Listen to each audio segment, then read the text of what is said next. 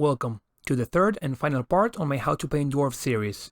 For the skin tone on this first example, gory red, German orange and light flesh were used.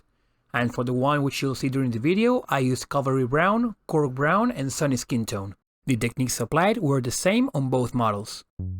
After applying an even base coat of cavalry brown and cork brown mixed in equal amounts, I mixed a bit more cork brown and went over all the raised muscles.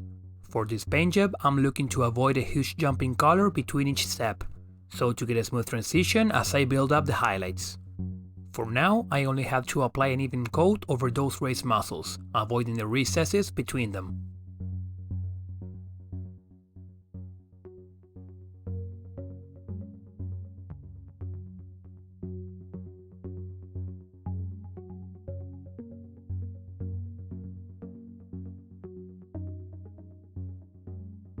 I continued by adding even more cork brown to the mix. From this step onwards, I'll be pushing my highlights right next to the recesses which were avoided on the previous step, creating a transition from a shadow to highlights which then meets a shadow once again, which will create nice contrast and give the muscles more volume.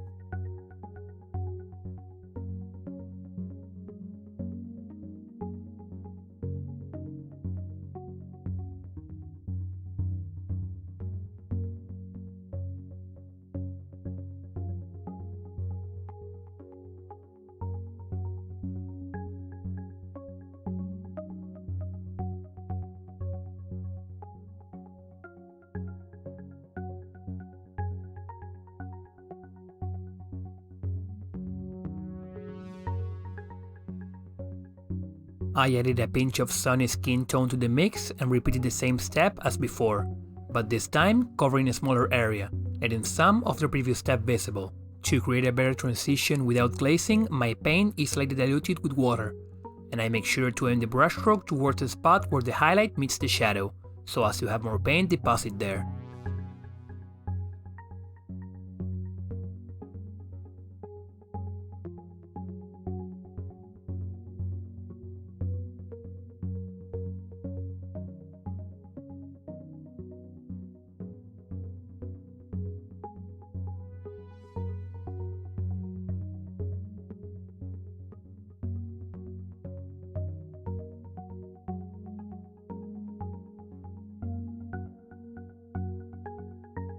A pinch more sunny skin tone is added to the mix for the final highlight, which at this point will consist of a line which goes against the shadow, to enhance that volume to the maximum. Remember, I didn't go all the way to pure cork brown, nor I will be pushing to pure sunny skin tone. I'm working with an overall mix of all the colors together.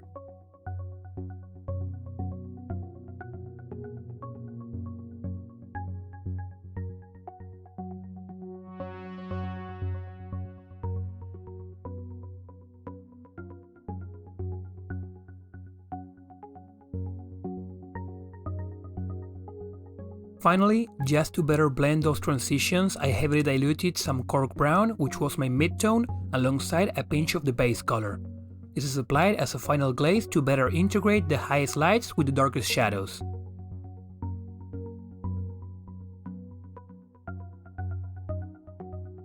If you end up with too much contrast between lights and shadows, you can do another coat of this after the first one dries, but I would avoid doing more or you might risk killing the contrast overall.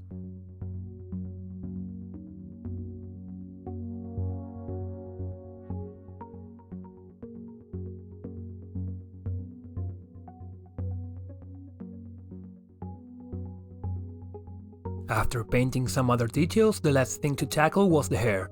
I'll use red, orange and yellow for this, beginning with the solid coat of red. The easy way to do this would be to go along the raised details with the side of my brush with orange and call it. But since I wanted to go one step further, I worked the orange into the recesses of the top part of the hair, and went all the way to the bottom of the raised details with the side of my brush.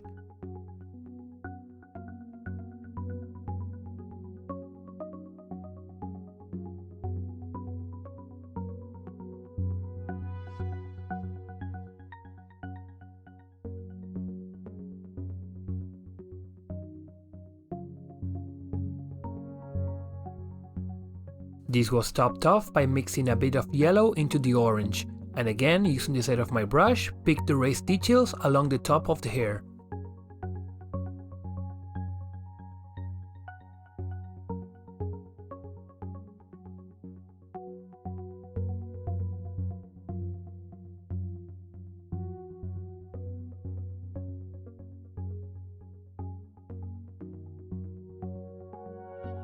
Thank you for watching. If this mini video series was of your liking, let me know in the comments which faction I should do next.